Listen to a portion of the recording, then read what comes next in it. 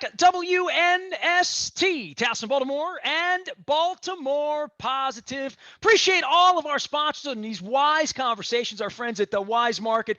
Hope everybody's rounding up. I'll get Rob Santoni on to talk about his pursuits in the Boston Marathon last week. But, I was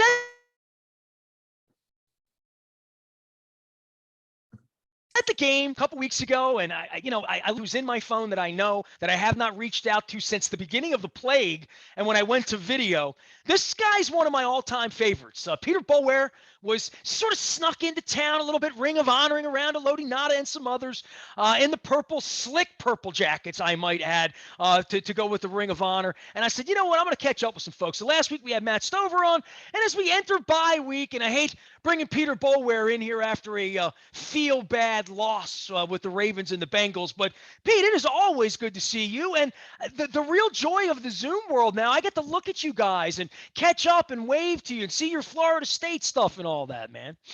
That's right. Well, good seeing you again, man. All is well down here in Tallahassee. And I guess I wish we would have had a better outcome yesterday, but it is what it is. We'll bounce back. But good seeing you again. Well, it's good seeing you. I just catching up on everything.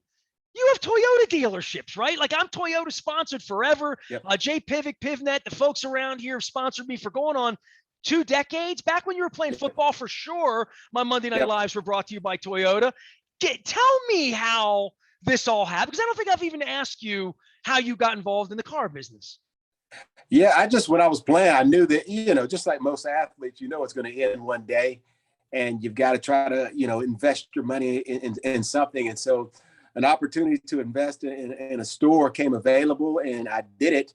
And it was in Gainesville, Florida. Long story short, the Toyota store in Tallahassee. I wanted to be in Tallahassee. And so we talked to the guy who owned it, and he sold it to us. And we've been here for 18 years serving the people here in Tallahassee. And I think we sell the #1 product in the world. And so just so privileged to be a part of what we do here in Tallahassee with the Toyota store and serving this community. Just really love it. Very competitive business. But again, it's awesome to be able to help our community, serve our community with their automotive needs. Why did you take to the car thing? It's fascinating because, I've known you from the beginning. I never saw you as a guy who's going to own a restaurant, or I never know what players are going to do. I don't think players know when you're 22. All you want to do is be the #1 draft pick and get on the field and win a championship and do all the things you did. But there is a plan and a dream. But like, when you were playing football, did you think maybe one day I'll have a car dealership? Not really, to be honest with you, but I've learned in life, man, you just got to keep your eyes open and your thoughts open. Again, whatever opportunities that come, you got to take advantage of them. But never in a million years did I think I'd be back here in Tallahassee running a Toyota store. But it was a great opportunity. And as I said before, we've been in this business a long time. It's been very, very good to us. And again, we have a very, very good product. And just, I'm glad to have this franchise, and I'm glad to be able to serve it. But when I was playing football, I didn't think I'd be, selling cars, but here I am doing it, and I really enjoy doing it. I'm glad to be able to do it. Peter Boulware here, one of my favorites, one of your favorites, number 58 in your program, and he was back in town, and I know we were going to do a Super Bowl reunion for 35 and COVID and different stuff. So when you come back now, I guess this is the question I'd ask all this time later, because you're removed from it, but you're watching football. You watch the Ravens this weekend, right? But being removed from it, when you come back, what hits you about it for you, your wife, your kids move along now to sort of understand and look up on the big screen to see some of the things that you've done. And I'm sure, your last name, Peter's your dad, or, whatever. But when you come to Baltimore, what happens when you get on a plane, you bring the family, you come in, or you don't bring the family? What are the emotions and what are the memories that stir you to bring you back? Yeah, the further removed I get, the greater appreciation I have of Baltimore, the city, just the franchise itself, and just, having the opportunity to play in the NFL, just watching, coming back. I'm just so thankful, and I'm so humbled. And when you're in it, when you first get in it, it's such a whirlwind. It's going by so fast, and so much is happening. You don't realize, I didn't realize just how great it was. And I didn't realize how great the atmosphere was going back to the stadium and just hearing the crowd and seeing the excitement. Again, when I was a player, I used to drive my car to the parking lot and kind of sneak in and sneak out. But now, I kind of walk through, or I park and I walk and I see the excitement out there and I see the fans and I get a different perspective. But just coming back, every year I come back, I'm humbled, but I'm more and more impressed by just the organization, the city, and just humbled and just thankful that I got an opportunity to play in such a great area. So it's good to come back, and it's good to come back with my kids or my family and say, I used to, a long time ago, I used to be out there and I used to contribute, and so it's just fun, and I love coming back. Kids, I would think that that's something to show them, or at what point they get exposed to it, or you're walking around and folks are coming up and making a hubbub about you when you're here, and you're at your dealership, you're at a place where you played football for the great Bobby Bat. There's a whole thing you have going on there through football, but your kids are involved in sports now and competitive, right? They are. They're all in sports, and just like most kids, I mean, they don't believe dad. Dad doesn't know anything about sports. And so, yeah, it's pretty cool when you come up here, even down there, when people recognize that, hey, you were a pretty good football player, you were a good sports. I'm like, see, guys, I kind of know a little bit about sports, not everything that you guys know. I mean, I know you got it all figured out, but again, it's just, I love my kids and I love what they're doing. It's fun to watch them. And I tell people this all the time. It's really more stressful watching your own kids play than when I played myself. When I played, I could control it. My kids, all I can do is watch and be a fan and cheer. So it's stressful watching them compete, but it's fun as well. And I enjoy being a dad watching the kids. Well, yeah, run me through that, if you don't. I mean, what sports and practices and back of the Toyota that you're driving to drop them off. What are they involved in? And because it's so different, right? Like you were clearly a grade A athlete with scholarship, like all of that was there for football in the most famous sport and where you grew up. I would think for where they are, it must be a different world than maybe what your parents were put through with you and your brothers back in the day, right?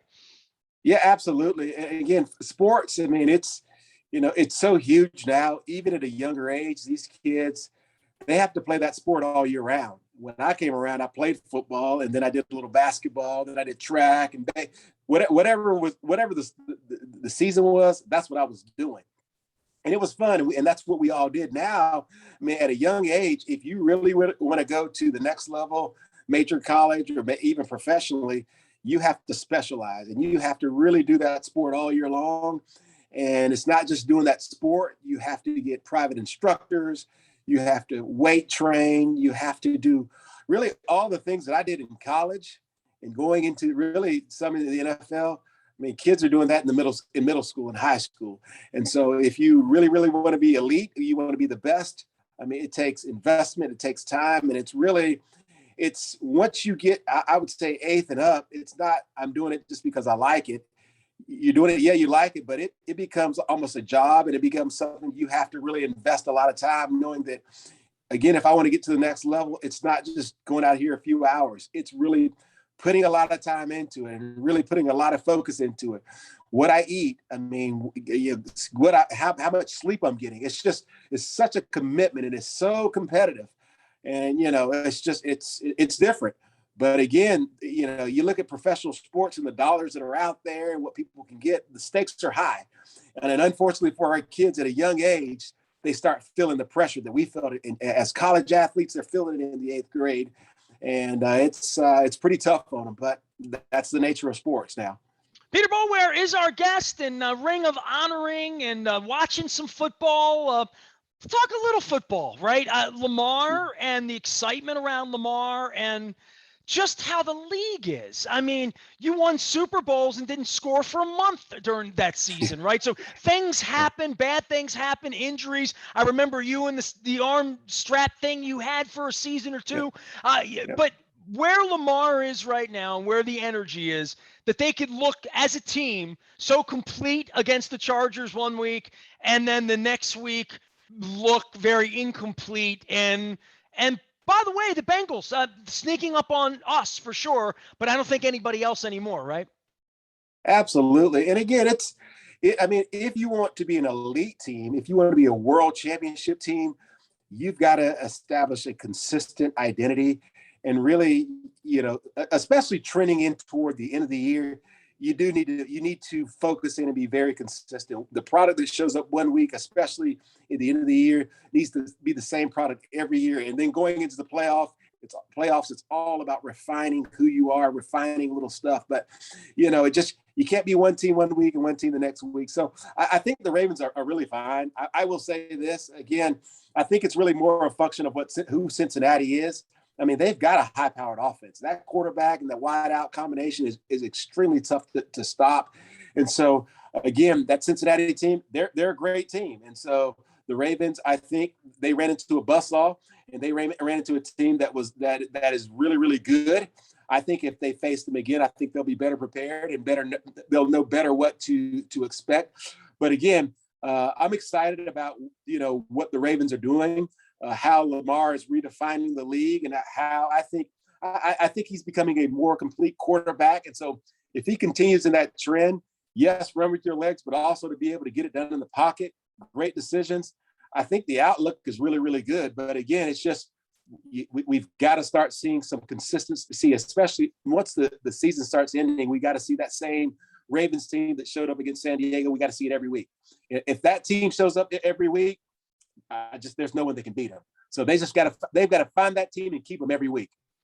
Linebacking and the linebacking core and what is asked of whomever is manning the middle of the field at this point, the positions changed a lot. I know you had a whirlwind, Marvin, in the beginning, coming in from Florida State, and things you were doing in college versus things you were going to have to do as a pro. That transition for anyone covering backs in space, running with backs, running with fast tight ends, it feels like that's something that's lacking right now in the middle of the defense, and it's something that other teams are looking to exploit week after week. Yeah, and that's very tough. And especially, I can just go back to what Marvin said.